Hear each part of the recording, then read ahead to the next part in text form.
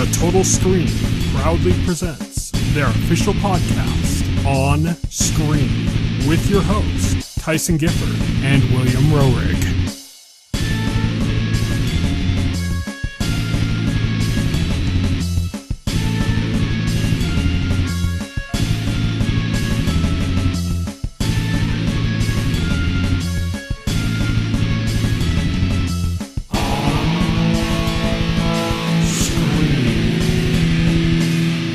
Hello, everybody, and welcome to the OnScreen podcast, the official podcast of TheTotalScreen.com. My name is Tyson. My name is Will. And today we are going to be talking about Peacemaker, of course. And we also have a few news stories and some stuff to look forward to on the horizon. But let's kick things off with our news stories in our segment On Beats.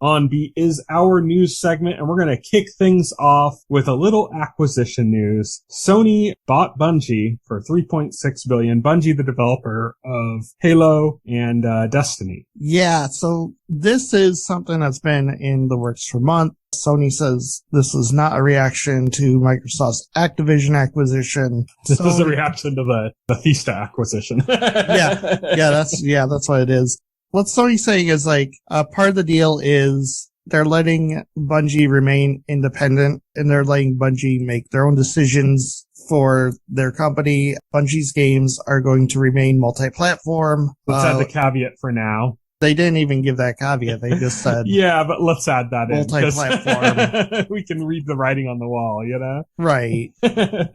I said, well, Destiny 2 will remain multi-platform.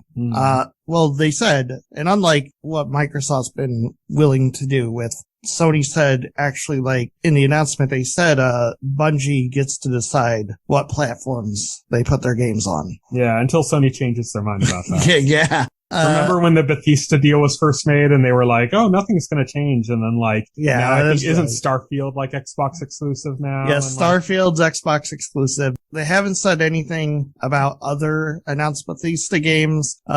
Sources are saying, that Elder Scrolls 6 is being planned as an Xbox exclusive and stuff like that. They're just going to slowly transition into full exclusivity for Bethesda. And they say the same thing, they said it when they bought Activision. They were like, Call of Duty's going to be multi-platform. And it turns out that the reason for that really is because they have a 5-year deal with Sony, a contract that they have to honor. It's an existing contract. Once that ends, give it a few more a few more generations of that game. So not console generations. Give it a couple more years, basically. And it's going to fade away. I think they're good up to 2023. And then after that, it's kind of a big question mark. I'd say give it to 2025. And then it's probably gone. Well, Phil Spencer was a little because he said, our desire to keep Call of Duty on PlayStation, which some people interpreted might be Microsoft saying, hey, you can have Call of Duty on PlayStation if you put Xbox Game Pass on the PlayStation. Yeah. I don't think Sony's going to do that. Yeah. They're not going to go for that. But really what this Bungie acquisition was about is Sony wants to move into live service games. They want to be... They announced that too. Yeah, they did.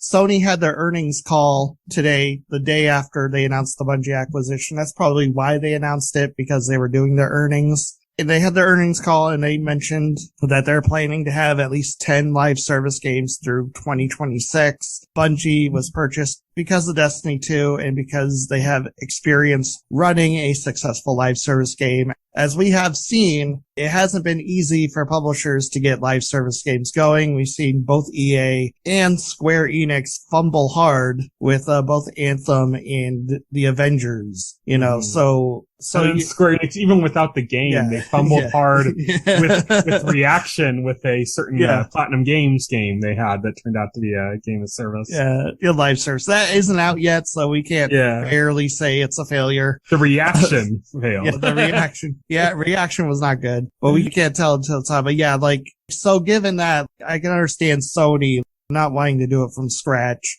So they bought Bungie and they bought a ready-made live service game that's already successful, and they're going to use Bungie's expertise in the area to help them build more of those types of games and be more successful at it. I think they're going to be kind of like Monolith Soft for Sony. Yeah. And by that I mean not live services, but like Monolith Soft is the company that makes like the Xenoblade games, and they're known for being able to get like a lot of bang for the buck, basically. That's what the developer is known for. Like they can make these huge games on fairly small budgets and stuff, you know? And they're a very technical, capable company. So when Nintendo bought them, it wasn't because of their RPG experience or their RPG games. It was because there's like 4 teams at Monolith Soft. One of them makes the Xenoblade games. The other ones have worked on Splatoon, have worked on Breath of the Wild. They're used basically as a workhorse to help out their other development houses. And I could see them using Bungie in a similar way, like Sony. That's what Sony said at their earnings call today, is they said they also plan to use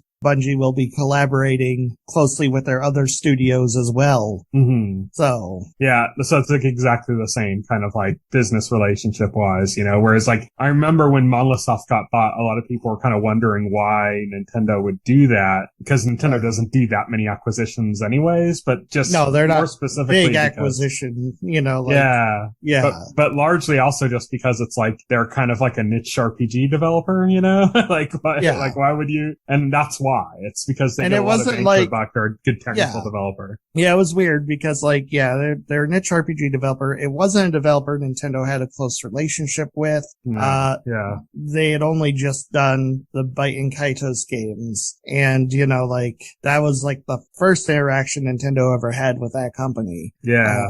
So it's strange. Like a lot of the other stuff they do makes sense. You know, what was the Next Level Games they just acquired? Mm-hmm. Nintendo just acquired. Made sense because Nintendo had a long relationship with them going back to the GameCube. I'm actually more surprised by Monster Games because Nintendo has always kind of had this weird, like, why buy the cow when you can get the milk for free kind of philosophy. That's why like Monster Games got bought out by somebody and Nintendo didn't buy it. And everyone's like, why didn't you buy it? You had a good working relationship. Well, because they didn't feel they needed to. They were getting what they needed. And I think in this case, Next Level, they were ready to sell it. And I think Nintendo decided that, no, we don't want to let them get away. Yeah. That became like they were too valuable for them with, you know, after like Luigi's Mansion and stuff like that, you know, they became a pretty valuable smaller developer for them. But so Sony bought Bungie, $3.6 billion. Yeah, which is actually a premium over what Bungie was worth. Another thing is, I heard Jeff Grubb was saying that he had heard that Microsoft had been in talks with Bungie on and off for the past 2 years, looking to purchase Bungie, and that they couldn't come to an agreement. And according to Jeff Grubb, the big sticking point there between Microsoft and Bungie was that Bungie wanted to retain their independence, and Bungie were asking for $2 billion and to retain their independence. Microsoft decided, no, that $2 billion and your independence, that's too much for us. It's $2 billion and we control you, or we just don't buy you. And that was the sticking point. Yeah. That's the latest in the acquisition stories. Sony says it's not reactionary, but kind of feel like that's more of this is coming. Yeah, unfortunately, more is coming, if you believe, because Jeff Grubb, again, on GamesBeat the Sides, said he's heard some rumblings about more major acquisitions. Then Jeff Keighley also posted on Twitter that he's heard that there are more major acquisitions in the pipeline. Yeah. Jeff Keighley is obviously very well connected. So you can bet on it. There's some acquisitions that, as much as I discourage it, there's some that should happen in some form. I think usually, I think it's good that certain companies are sold, but I kind of prefer it if they were bought by companies that are kind of outside of gaming, that are just kind of investment companies, you know? And that way they remain independent and not playing a part in this whole console war bullshit. Right. Yeah. I don't like acquisitions at all. These ones that came out, I don't really care too much because materially they don't affect me. Like I said previously, I think in Activision's case, I think that's an improvement because I think. Yeah, I wish it hadn't been Microsoft, but they needed to be acquired by somebody. Yeah, because they were not being managed well. Yeah, they desperately needed new management. Yeah. I think Konami is another one should probably be bought out because they have so much IP and they're just completely wasted. You know? But they're not going to be bought out because they've got they're very successful, just not in gaming. They got very successful casino, gambling business. But Chico parlors are doing very badly right now because of the, pandemic. They got casinos, they got slot machine stuff in Vegas, so they got that going for them. And they also got health spas. They're doing very well in their non-gaming. Maybe their gaming division or something. I don't know. But they should just do a fire sale of their IPs, you know? And like the thing is, like, when THQ shut down, you know? I don't think a suitor just looking to make a gaming acquisition really wants health spas and casinos as part of that deal. No, but I mean, maybe they could spin off their gaming division and then sell that, you know, or they could sell off their IPs. Like that would be a valuable thing, you know, like let's say, you know, Platinum bought Castlevania or something, you know? Yeah, I'd be down. I mean, obviously I'd be down for that, but yeah, it doesn't look like Konami wants to sell. And I'm going to be honest, I don't think Square Enix or Namco Bandai or like any of that's going to get sold anytime soon. Especially not to a platform holder. Like, yeah, same. I really don't want Microsoft or Sony or even Nintendo buying Square Enix or Capcom or anything. Let them remain independent. You know, that's what's best for everybody. Or if they're bought out, then hopefully buy it somebody who's not a platform holder. Yeah. You know, I'd like just a big company that's not a platform holder. I don't know. I'm distrustful. I'm distrustful of anybody coming in. Don't mess with my stuff. That's what I say. Don't mess with my stuff. And I see some people like, oh, just buy Nintendo. F you. If anybody buys Nintendo, I'm going to write a sternly worded letter to their CEO about expressing my displeasure. Buy a share of stock in a company and then you can contribute in the investment call. Yeah, exactly. I hate you forever. You ruined my childhood. Of course, you know, if you buy stock in Nintendo and decide to participate in their stockholders meeting, everything you say is filtered into asking why they're not doing more mobile. It's just a weird natural phenomenon. Because that's all their investors ever do in the meetings is ask why they're not doing more on mobile. Yeah, exactly. Why aren't you doing more on mobile? But yeah, that's just the way it's going to be right now. I just think like, there's an acquisition frenzy right now and we're going to see more things. I think Activision's going to be the biggest ticket that we see. I don't think there's anything bigger than that in the pipeline. I think we can see smaller things. Like I could see CD Projekt Red probably get bought. Activision was like kind of an opportunistic thing because they're having this crisis right now. Yeah. Like they normally would not be a company that you would consider to be up for sale. No. But they're in a PR crisis and that kind of pushed them over the edge. Yeah. And made them susceptible to being bought, you know? Whereas like if that hadn't happened, then this probably would have never happened. Right. Exactly. A big company, a company as big as them usually isn't in a position that's that weak where that can happen to them. Like I can't imagine that happening to EA. EA would have to have a massive PR crisis. No, you know? EA is in no danger of being bought at this moment. Like same thing they would have to. It would take a cataclysm for EA like I said, in that position. Like I said, people got to think smaller. Something on the level of maybe CD Projekt Red is probably more realistic of an acquisition target. I hope not for them either. Yeah. But I mean, that's just where it's at. Yeah. Speaking of acquisitions, Wordle was also bought recently by New York Times. That's the online word game that has taken the internet by storm. Yeah. Have you played it yet? Twice. Exactly twice. So like, you know, I'm not addicted to it like everybody else seems to be. I love Wordle, and I think that one of the things that's kind of listed as a negative of Wordle is probably the best aspect of the game, and that's that there's only one word a day, and it's the same word for everybody, and that makes it a communal experience. Yeah, I like that. Everybody's not getting different words. So like every time if you solve a word, you get this little it uses like little emoji blocks to like create this pattern that kind of shows basically the process of your success in getting that word. Yeah. And then you can post that. You can share it on like Twitter or something like that. And when you do, like other people can look at it and they can go, oh, I see you did something similar to me, or like, oh, what was your strategy here? That one looks weird. Like your word pick for that one it looks strange based on the pattern. You know, what word did you you use there. So, and it encourages like discussion and people like, you know, sharing their strategies and talking about it. And like people will go like, oh, you know, this word was particularly hard. And somebody else go, oh, I thought it was easy because it's communal. It's only the same word that's shared by everybody. And that creates this communal experience with it. And it also means that you don't burn out on the game because you're only doing one word a day, you know? Right. Yeah. So it's really cool that that's like the way it works. I remember I wanted to play this game like a month ago, but I looked for it on the Play Store, which is like the Android app store basically, and nothing came up for it. So I was like, oh, I guess it's one of those games that's only on iPhone or something. And then I found out, oh, it's not even on the iPhone It's app just store on either. your web browser. Yeah.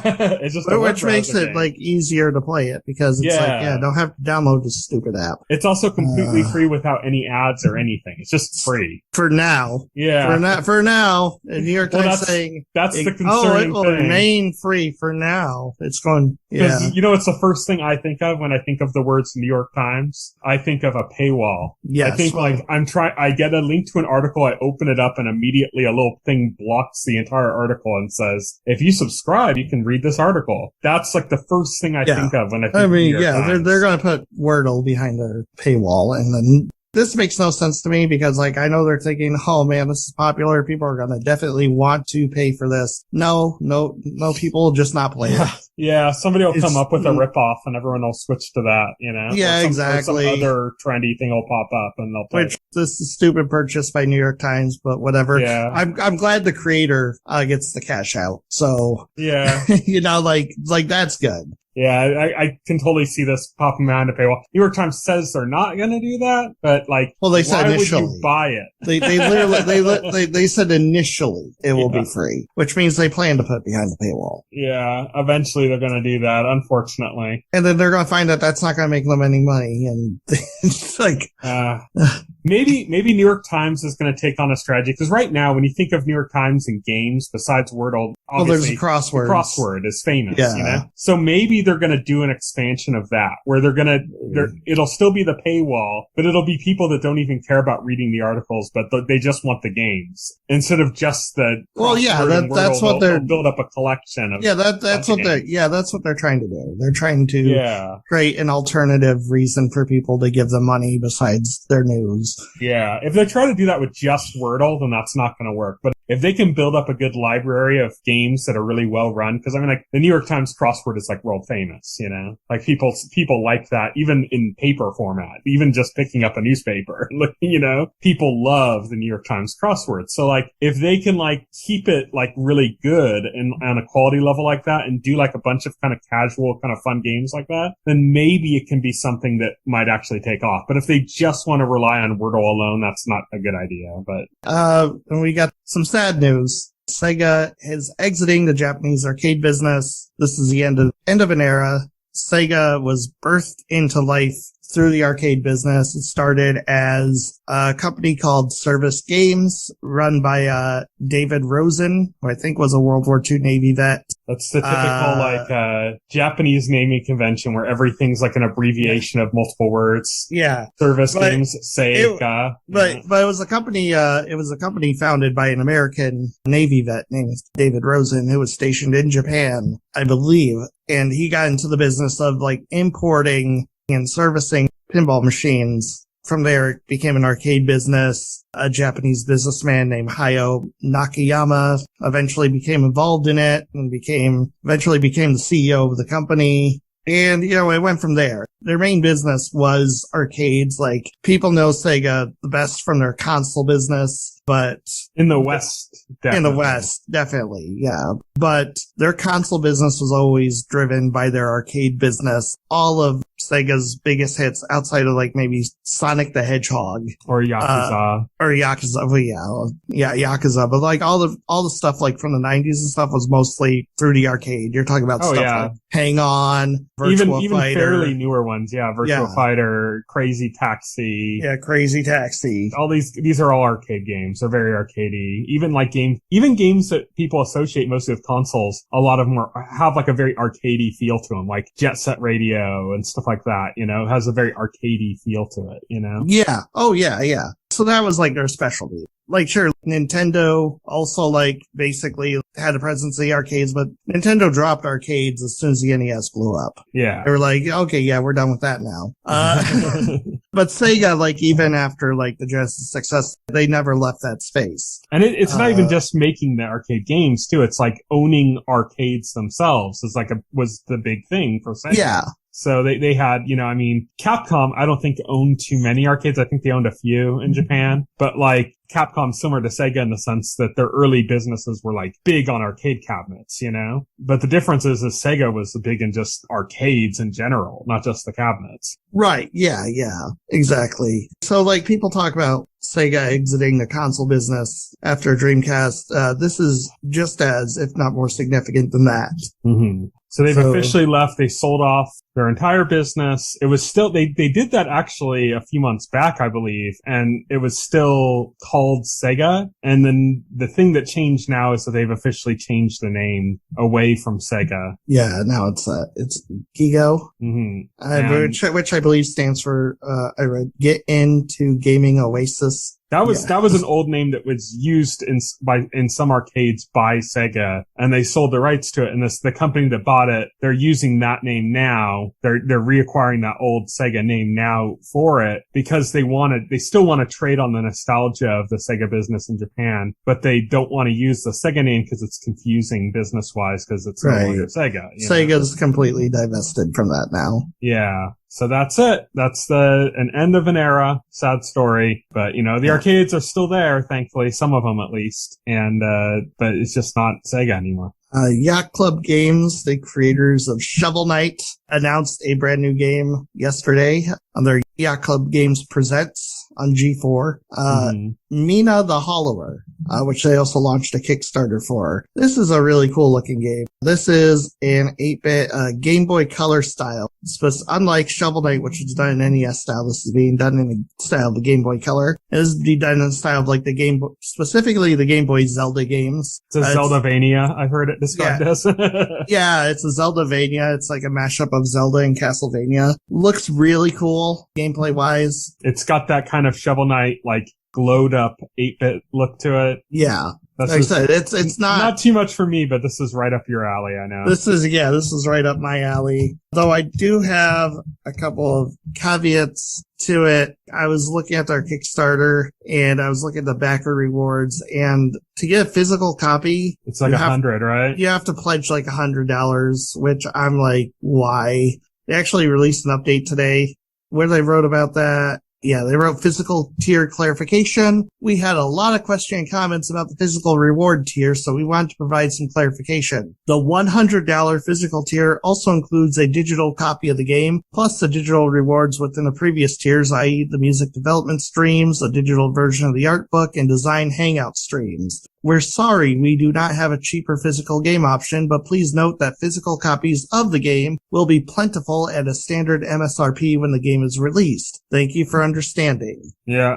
I know some people are going to be upset about it, but I mean, it's like, it's an indie game. Like that's typically would have been bought digital. Like it's weird that a lot of indie games get physical releases now. I guess it is weird. Yeah, you're right in that this is the type of game like maybe like 5 years ago would never get pressed as a physical release. Yeah. And now there's entire companies like Limited Run Games based on making limited runs of games that would never get physical releases, Yeah, that's true. Like when Shovel Knight came out, there was no physical version. Like there is now, I think, through Limited Run or through some other company like that. Yeah, there are physical versions of Shovel Knight, but you're right. But when it came out, it wasn't. When it came out, there wasn't any physical copies. I still have the digital version. I actually put in for the Kickstarter for Shovel Knight, and I still have that version of the game on my Wii U, because I put in for the Wii U version at the time.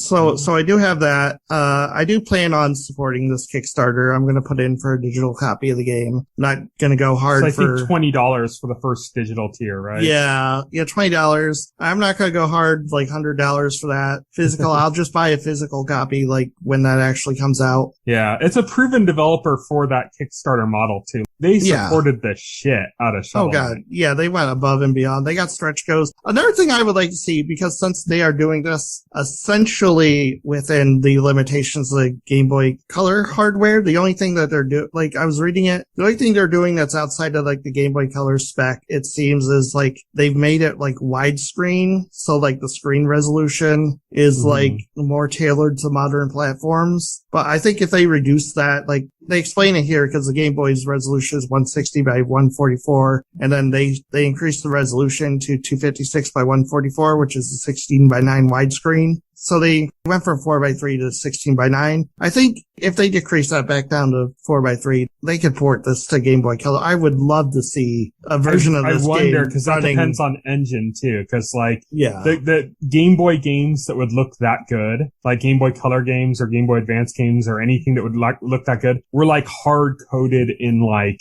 small programming languages that were designed for efficiency because it was really hard to get anything out of them. And now a modern game is usually made in an engine that, like, you'd look at the file size of like a retro game and you'd think, oh, it looks really retro. It should be like 1 megabyte, like a retro game would be. And it's like, no, it's like 100 megabytes or more. And that's because it's using these bigger engines to do it. So it's like, it might look simple, but like the code is probably much heftier than what those systems could run. They could probably bring it over. They could probably bring the assets over and make a game that works on it, but it would probably be like an entirely new backend for the game, don't you think? Oh, they could totally bring the assets over. They explain here, art assets in Mina, the Hollower, all conform to the Game Boy Color's palette restrictions, limiting sprites to only 4 colors per 8x8 pixel tile. That even includes black and transparency. And the tools are there to do it. It's the code that would be the bigger problem, I think. Yeah, I believe now there are tools that can convert modern code into Game Boy readable code.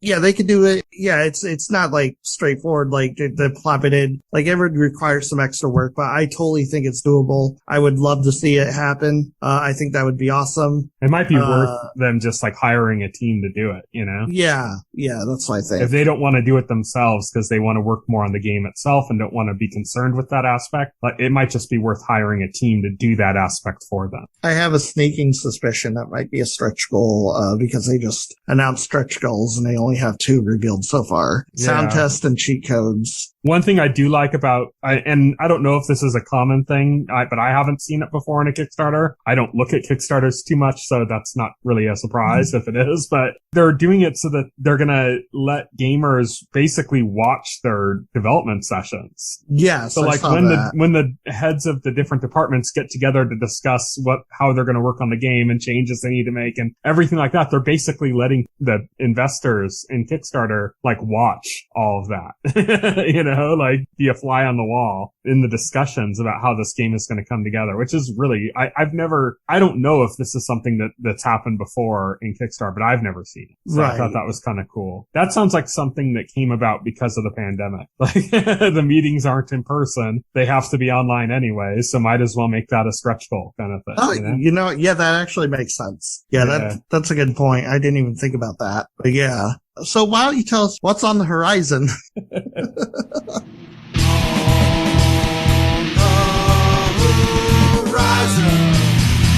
On the horizon. Okay, so we have a few things coming up in the next week or so. We're going to be starting things off on Saturday, February 5th. Shenmue, the animation, is coming to Adult Swim and Crunchyroll. The Adult Swim will be a dub, and the Crunchyroll will be the Japanese audio with subtitles. Nice. So, were you a fan of Shenmue? I played it. I'm not like a huge fan. This is like, it's amazing that like, there was so much love and adoration for that game. And like, as soon as people like stopped caring, like then it was like, oh, now we're making Shenmue 3 and now we got Shenmue. Oh, right. Yeah, exactly.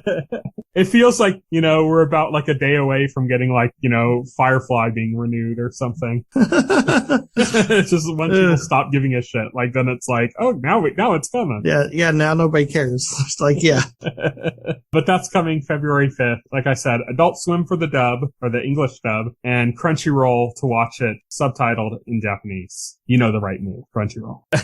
Also on Wednesday, February 9th, Disenchantment returns on Netflix. Are you up to date? Did we discuss the last season? I'm pretty sure we did. I'm positive we're up to date. I just realized in the show notes I wrote Disenchantment. I'm not up to date on Disenchantment. No, Disenchantment. Yeah, I know I'm up to date. I think we covered the last season. I'm not sure if we skipped that or not. Pretty positive we did. So I guess maybe we'll cover the next season. Maybe we'll do it like one episode, not like week to week or something. We should probably just like watch the season and just cover it as a whole season. Yeah, maybe like sometime in March or something we'll cover it. Yeah. Give us some time to get through it. Also on Wednesday, February 9th, but on Showtime, Fairview debuts. This is Stephen Colbert's new animated series. He did like that cartoon president one that was like about Trump on Showtime. This one is kind of like in the same vein, but it's about politics in a small town. I guess because, Trump's out of office now, so why do a cartoon president about the craziness of the GOP? You can do that with a small town politics now, So I'm imagining it's going to be a lot of like, QAnon conspiracy shit and stuff like that. Right, yeah, probably. It looks like Showtime's actually getting some more stuff that's like interesting to watch now. That Yellow Jacket show like actually looks like pretty good. Like I kind of regret not watching that, but I don't have Showtime right now. So yeah, it looks like they're finally getting their shit together. For a while, they've been pretty not really that watchable. Oh yeah. Yeah, they've been bad for a while. But it looks like they're getting their stuff together now. So yeah. Also, on Thursday, February 10th, Star Trek Discovery returns on Paramount Plus. I have only seen the first episode. We covered the first episode like a long time ago. We did an episode where we talked about both the first episode of Star Trek Discovery and the first episode of The Orville, I believe. God, I don't even remember that. Yeah, we compared those on our weekly set podcast like years ago. Oh, yeah. But Star Trek Discovery is still going on. I haven't watched any of it besides that first episode. Same. But that's returning on February 10th on Paramount Plus. I know our friend Koenig from the Game Witness forums is probably rolling his eyes as a huge Star Trek fan that hates modern Star Trek. Yeah, I don't think modern Star Trek is great either. Next up is Bigbug. So this is coming on Friday, February 11th to Netflix. It's a movie, not a series. This is from Jean-Pierre Jeunet, who did Amelie, A Very Long Engagement. People that are more into genre stuff would probably know him just as the director of like Alien 4, I guess. Yeah, I suppose. But I really like his French movies like Amelie and A Very Long Engagement. Those are like really good movies. This is like weird. It's like a Android Uprising movie, but it's like really bright and colorful and like this, it looks almost like a cartoon, but it's live action. It's supposed to be like a real dark comedy. And he's done like that kind of stuff too. Like he did a show called a movie called Delicatessen that was about like cannibalism. That was like this really dark comedy, but it was really bright and colorful and vibrant. Mm-hmm. Yeah. So this is kind of what he's known for. That's Friday, February 11th on Netflix. And then we have two more movies coming to movie theaters on February 11th. We have Death on the Nile, which is the new Agatha Christie adaptation. This is like, it's like a sequel to the recent Murder on the Orient Express movie that follows the detective Hercule Poirot. Famous book series. It's Kenneth Branagh. Yeah. I think this one's Gal Gadot's in it, I think. Yeah. And then Blacklight comes on Friday, February 11th as well. This is the latest Liam Neeson action movie. Okay. You don't really have to describe much about that. It's like him and he has a particular set of skills. There you go. Neeson killing people, basically. But that's on the horizon. That's our On the Horizon segment. And that only leaves one segment left, which is full spoilers.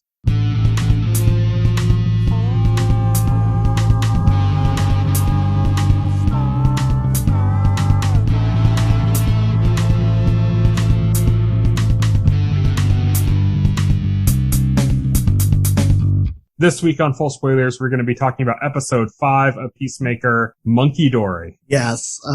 Well, they're all great episodes. What am I talking about? I was going to say this might be my least favorite episode, but still fantastic. It's still fantastic. It's like picking your least favorite of like your favorite things. You know?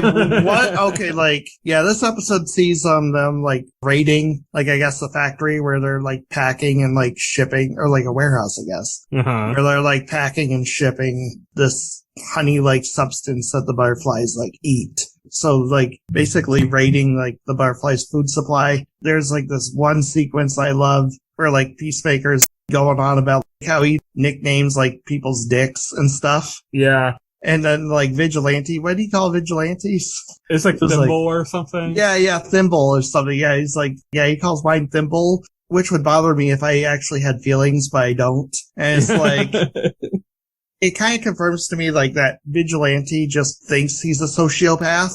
Yeah. And He definitely acts like a sociopath. He hits all the markers, but that's been questioned whether he is or isn't. But I think it points to like that being like a delusion in his head more than actually being a thing. Because he's like, oh yeah, that would bother me if I actually had feelings. That suggests that it does bother him and that he just won't admit that he actually does have feelings and that he feels. I think he might be a sociopath through trauma, which is something that's more like treatable than somebody who's just like a born sociopath. Right. Who literally just does not have feelings, you know, or does not have any empathy. So I think that's what they might be getting through. They kind of were hinting that in the last episode with like Leota talking to him. Yeah. Kind of playing into the idea of him maybe not being a bad person and like how that affected him hearing that, you know? So yeah, that's kind of seems to be where they're going with it. Yeah, this entire factory that they're trying to take down is everybody working there is like a butterfly. I love it too because they go in there. Leota's not like assuming like literally everybody is a butterfly. So she goes and talks to the receptionist, you know, and then like all of a sudden it's just abruptly like boom, receptionist is dead. Peacemaker shoots her dead. And you see Peacemaker has like this helmet with 3D goggles and he can literally see like everybody has a butterfly. Yeah. So they're just going through killing everybody now. Yeah, they're just going through killing everybody. That's another thing that points out because like, again, Peacemaker, he's been portrayed as like a goof and stuff, but like when he's on a mission and when he knows what he's doing, he is on point. Mm-hmm. Like that's what makes him so deadly. Leota went in there, you know. I love that she's still shooting everybody after he kills them. Yeah, I love that. That's something. She went in there like unprepared, but Peacemaker knew exactly what he was doing. Yeah. You know, he went in there like knowing exactly what he was doing. He was going to have these 3D goggles and he was going to see exactly who he needed to kill and kill them. Like that was the thing. Mm. So yeah, he used the X-ray vision or whatever and just started killing everybody. We had Harcourt and Vigilante were like on the other side of the building, not really kind of knowing what was happening until they started getting attacked, and they basically had to start like running. Yes. They like locked themselves. They ended up finding a computer room and they locked themselves in there, but they ended up locking themselves in there with something very dangerous. Well, we saw the news report in the previous episode, right, about the gorilla that escaped from the zoo. Yeah. And now we get to see the relevancy of that to the story, right? Yeah. Because like one of the butterflies tells Peacemaker that they're stuck with like their protector. And Peacemaker's like, well, I killed like, you know, a bunch of you, so your protector's doing a pretty shit job. And yeah. I love it too because like before they go in there, Vigilante has a chainsaw. He wants to take the chainsaw in there and freaking like murder people. He says like, I've always wanted to kill somebody with a chainsaw. And Hardcore's like, no. It's like, no. It's too conspicuous, you know? Yeah, it's too conspicuous. He's like, oh. And then when they get there, oh yeah, I love it too because like they're locked in the computer room with that gorilla and like all those butterflies are like at the door trying to get in. And Peacemaker gets there and like he has this ridiculous bomb that he made. It's like, how big of an explosion? And he's like, I don't know. yeah. Like Leota's like, how big of an explosion? He's like, I don't know. He's like, I just made it this morning. It's like an RPG shell and a fucking grenade or something. Yeah. Because he said like a grenade doesn't do enough. Yeah. He creates a huge explosion, kills all the butterflies that were like left in the factory that were all trying to get into this computer room. And then in the computer room, you know, Vigilante and Harcourt are being attacked by this gorilla. Yeah. And like, Peacemaker jumps into it. By John Economics. Yeah, John Economics, who, you know, stayed behind in the van to monitor things, saw things going south. Now we should discuss that because at the beginning of the episode, Peacemaker was going in hard on John Economics, you know, with the insults and everything, Diebeard. And Leota was like, kind of took Peacemaker aside and was like, you know, you need to be nicer to him, you know. Yeah. Well, there's a very real reason why Peacemaker is being so mean to him. And it's because John Economics framed his father and that came out, you know? And that came out, yeah. And I love that. That's another great scene too, where Peacemaker starts listing off all the people that John Economics. He's on Mario, Super Mario, Luigi. Yeah, Luigi. Conan's not doing anything. Yeah, Conan's not doing anything. Yeah. I think it was IGN on Twitter posted like a visual guide and it had that scene, and as it was playing, it had all the different people he was naming like popping up on the screen. And like Ice-T, who was one of the people that was called out as that could be framed or something, said, shout out to James Gunn for framing me for murder. Yeah. So that was a great scene. But this actually leads to like, John Economics. What's great is he comes in and he kills the gorilla with the chainsaw. Yeah. That Vigilante was not allowed to take in there. So now Vigilante's all bitter. Yeah, Vigilante's all bitter, but this leads to Peacemaker and John like bonding. Mm-hmm. Like this is like a big bonding moment. That, and they also found out like on the way there that they share the same taste in music. Yeah. You know, so we see that relationship starting to develop. And then you get to the end of the episode and Leota is talking to Myrn and she sees Peacemaker's helmet with the X-ray goggles in there, just, you know, sitting there, and she decides to put them on and check out the X-ray. And then she turns to Myrn to like, she's like, you gotta see this. This is really cool. And she sees the butterfly in Myrn's head, and Myrn knows instantly that she saw that. Yeah, he like reacts, and he jumps up and makes that screeching sound that they all do. Yeah, he knows right away that he's found out, and that's where the episode ends, is where like, he like chases her outside of the building and the episode ends right there. Yeah. So we'll have to see what happens. This episode is the next episode is going to be up in a few hours from the time we're recording this. So I'm looking forward to seeing what happens. Yeah, cliffhangers, man. It's only 3 episodes left, man. So one tonight and then 2 more. Then 2 more. 8-episode series. But yeah, I'm really excited to watch the next episode. This episode was great. Like I said, probably my least favorite of the episodes, but that's like not even really being negative. No. Like how good the rest of the episodes have been. Like that just one of them has to be the worst of the bunch. It just does. That always is the case. But that's it for Peacemaker, I believe, unless you have anything else to mention about it. I think we covered all the bases on that. Yeah. Yeah. So Peacemaker continues to be great, and we'll continue to talk about it next week as well. But until next week, you can contact us on Twitter. I am at Tyson Gifford. Will is at Voxel Hero. You can visit our website, thetotalscreen.com. You can check us out on SoundCloud by looking up either our podcast name OnScreen or looking up The Total Screen. You can find us on any podcast client of choice, including Apple Podcast and Pocket Cast, to just get it through a subscription. So it just comes to you in that app every week when we put up a new episode. Check out our YouTube channel. All those links you can find through the website. And until next week, thank you everybody for listening. Bye. Bye. Thank you for listening to the On-Screen Podcast, the official podcast of The Total Screen. Visit our website at thetotalscreen.com. This podcast can be found on any major podcast client, including Pocket Cast and Apple Podcast. The entire backlog of this podcast and other content can be found on our YouTube channel.